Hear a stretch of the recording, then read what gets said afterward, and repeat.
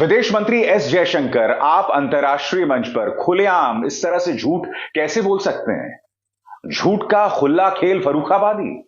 आप जानते हैं एस जयशंकर ने क्या कहा? एस जयशंकर विदेशी जमीन पर जाकर यह बोलते हैं कि भारत में माइनॉरिटीज यानी अल्पसंख्यकों के साथ किसी तरह का भेदभाव नहीं होता।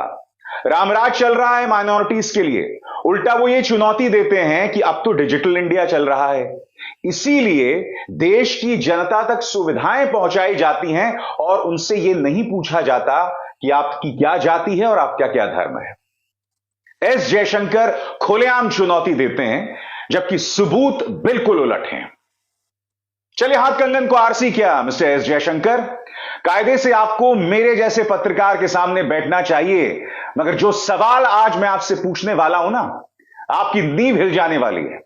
सबसे पहले आपके स्क्रीन पर रमेश बिधूड़ी संसद के अंदर खुलेआम एक अन्य मुस्लिम सांसद कुंवर दानिश अली के बारे में आतंकवादी, उग्रवादी और न जाने किन किन शब्दों का इस्तेमाल करता है। वो इन शब्दों का इस्तेमाल तो करता ही है, मगर लोकसभा अध्यक्ष जिनका काम पक्षपात से ऊपर होता है, वो कोई एक्शन नहीं लेते हैं। इसके बारे में आप क्या कहना चाहेंगे? बात वहां नहीं रुकती है। जेपी नड्डा साहब कोई एक्शन नहीं लेते, उल्टा अब रमेश बिधूड़ी को टोंक भेज दिया गया है भाजपा के लिए, वहां पर गुज्जर वोट जुटाने के लिए। मैं आपसे पूछना चाहता हूं, क्या आपने रमेश बिधूड़ी के इस शर्मनाक बयान पर कुछ कहा जो उन्होंने कुंवर दानिश अली के बारे में कहा था? यह सब संसद के अंदर हो रहा है। और यह ना भूलें, जब रमेश बिधूड़ी इस तरह से यह बयान दे रहे थे, तब उनके पीछे दो मंत्री बैठे हुए थे, दो पूर्व मंत्री बैठे हुए थे, हर्षवर्धन और रविशंकर प्रसाद में से एक कानून मंत्री और एक पूर्व स्वास्थ्य मंत्री। ये लोग हंस रहे थे। आपने खुद रमेश बिधूड़ी के बारे में कुछ नहीं कहा, उल्टा आपकी पार्टी उन्हें इनाम दे रही है। आपके सूचना और प्रसारण मंत्री अनुराग ठाकुर चुनावों के दौरान ये नारा लगाते हैं, देश के गद्दारों को गोली मारो, और उसके बाद आप जानते हैं जामिया के अंदर, शाहीन बाग के अंदर गोलियां चलनी शुरू हो जाती हैं। इसके बारे में आप क्या कहना चाहेंगे? दिल्ली के नंद नगरी में एक मानसिक तौर पर डिस्टर्ब मुसलमान सिर्फ केला खाता है, और यह देखिए किस तरह से पोल पर उसे बांधकर पीट पीट कर उसकी हत्या कर दी जाती है। यह सब देश में हो रहा है। सबसे बड़ी बात, ये तमाम घटनाएं जो हैं वो आइसोलेटेड नहीं है। ये मत भूलिएगा, जब कोरोना की पहली लहर आई थी, तब आपका पालतू मीडिया, जिसे देखकर आपके चेहरे पर कितनी मुस्कान आती है एस जयशंकर जी, आपके पालतू मीडिया ने तबलीगी जमात के खिलाफ झूठा प्रोपेगेंडा चलाया था कि वो लोग कोरोना फैला रहे हैं। सुप्रीम कोर्ट और औरंगाबाद हाई कोर्ट का फाइनली आदेश आया था और ये तमाम बातें झूठी साबित हुई थी। इसके बारे में आप क्या कहना चाहेंगे? आप कहते हैं डिस्क्रिमिनेशन नहीं हुआ। मिस्टर एस जयशंकर, माइनॉरिटीज के खिलाफ नफरत, अल्पसंख्यकों के खिलाफ नफरत को आप लोगों ने अमली जामा पहना दिया है, उसे मुख्य धारा में ला दिया है, उसको इंस्टीट्यूशनलाइज कर दिया है। आपको शर्म नहीं आती इस तरह से झूठ बोलते हुए, बार बार झूठ बोलते हुए, लगातार झूठ बोलते हुए? सिर्फ मुसलमान ही नहीं, ईसाई, सिखों को नहीं बख्शा है आपने। अगर किसान आंदोलन करता है तो उन्हें खालिस्तानी बताया जाता है।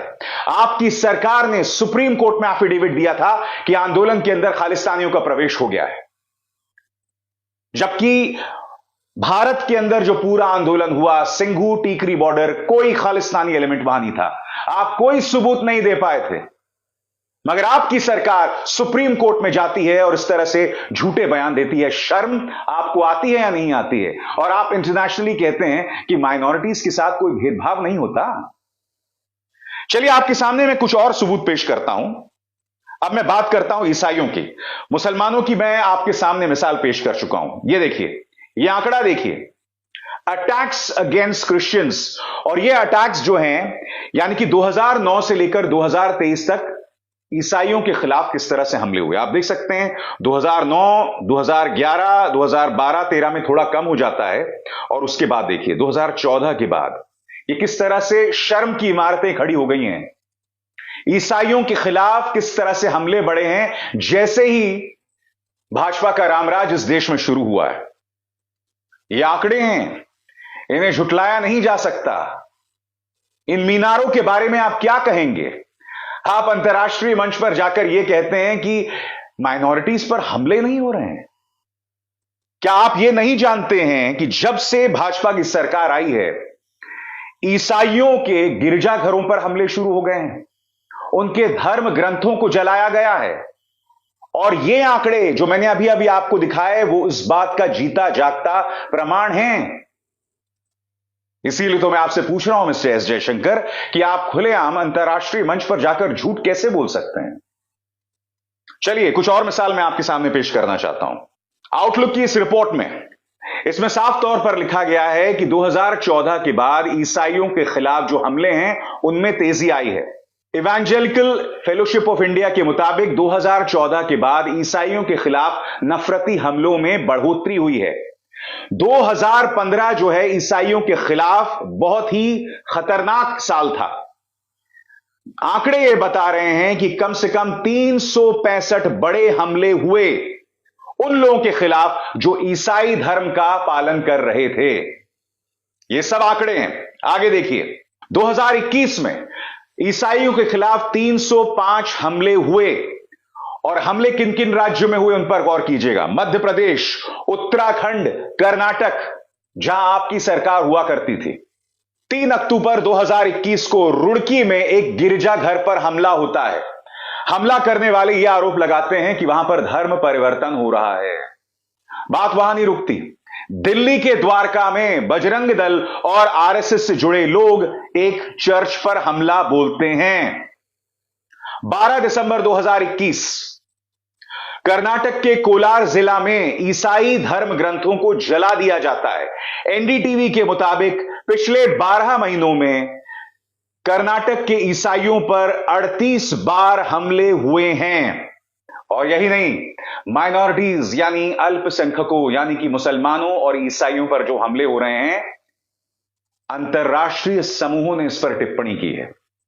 आपकी स्क्रीन पर दोस्तों, US commission on international religious freedom USCIRF ने वॉशिंगटन डीसी में 20 सितंबर 2023 को यह बयान दिया। अंग्रेजी में है, मैं बाद में उसका हिंदी में अनुवाद करूंगा। India risks becoming one of world's major generators of instability, atrocities and violence because of the massive scale and gravity of the violations and abuses targeting mainly religious and other minorities such as Muslims, Christians, Sikhs and others. It's not just individual or local, it's systematic and a reflection of religious nationalism. इसमें साफ तौर पर कहा गया है कि भारत जो है वहां पर एक किस्म की अस्थिरता है। धार्मिक हिंसा लगातार बढ़ रही है, खासतौर से मुसलमानों, सिखों और ईसाइयों पर। और यहां पर यह भी कहा गया है कि ये सिर्फ कुछ इलाकों तक सीमित नहीं है, संगठनात्मक स्तर पर यह हमले हो रहे हैं। चलिए एस जयशंकर साहब, उस बात को भी भूल जाइए, इन 3 चेहरों पर गौर कीजिए। प्रधानमंत्री नरेंद्र मोदी, देश के गृह मंत्री अमित शाह और उत्तर प्रदेश के मुख्यमंत्री आदित्यनाथ, भारतीय जनता पार्टी के 3 सबसे बड़े नेता। मुख्यमंत्री आदित्यनाथ उत्तर प्रदेश के चुनाव हो रहे होते हैं और कहते हैं यह चुनाव 80% बनाम 20% है। खुलेआम धार्मिक तौर पर एक भड़काऊ बयान देना। देश के गृह मंत्री अमित शाह देश की जनता को खुलेआम एक झूठ बोलते हैं कि राहुल गांधी वायनाड से इसलिए चुनाव लड़ रहे हैं क्योंकि वहां पर मुसलमानों की तादाद ज्यादा है। सबसे पहली बात, झूठी खबर, झूठी बात, मगर फिर भी एक भड़काऊ बयान। प्रधानमंत्री नरेंद्र मोदी गुजरात के चुनाव हो रहे हैं और एक भाषण देते हैं और उस भाषण में क्या कहते हैं कि कांग्रेस जो है वो आतंकवादियों का साथ देती है, इसीलिए वो चुनावों में तुष्टीकरण करती है। इसका अर्थ क्या हुआ? आतंकवाद और तुष्टीकरण, जब आप इन दोनों चीजों को जोड़ रहे हैं तो आप ये कह रहे हैं कि जो देश की माइनॉरिटीज हैं या देश के मुसलमान हैं वो आतंकवादी हैं, और ये देश के प्रधानमंत्री कह रहे हैं। और ऐसा इन्होंने पहली बार नहीं कहा। याद कीजिए, एक और चुनाव में कहा था कपड़े देखकर दंगाइयों की पहचान की जा सकती है। आप वहां पर भी नहीं रुके थे। उससे पहले आपने उत्तर प्रदेश की जनता को यह याद दिलाया था कि जितने कब्रिस्तान हैं उतने शमशान क्यों नहीं हैं। और फिर कोरोना की दूसरी लहर के दौरान उसका जवाब भी मिल गया। जब गंगा में हिंदू लाशें बह रही थी, जब गंगा के तट पर हिंदू लाशों को दफनाना पड़ा था, क्योंकि आपकी मांग थी शमशान और कब्रिस्तान में लोकतंत्र स्थापित करने की। यह है हमारे देश के बड़े नेताओं, भारतीय जनता पार्टी के 3 दिग्गज नेताओं का अंदाजे बयां। और आप मिस्टर जयशंकर अंतर्राष्ट्रीय मंच पर जाकर यह कहते हैं कि माइनॉरिटीज पर कोई अत्याचार नहीं हो रहा है। आपको शर्म आनी चाहिए, शर्म आनी चाहिए इस तरह से बार बार लगातार झूठ बोलते हुए। सिर्फ अंग्रेजी में बोलने से, लच्छेदार भाषा में बोलने से आपका झूठ सच नहीं हो जाएगा मिस्टर एस जयशंकर। आपका झूठ झूठ ही रहेगा।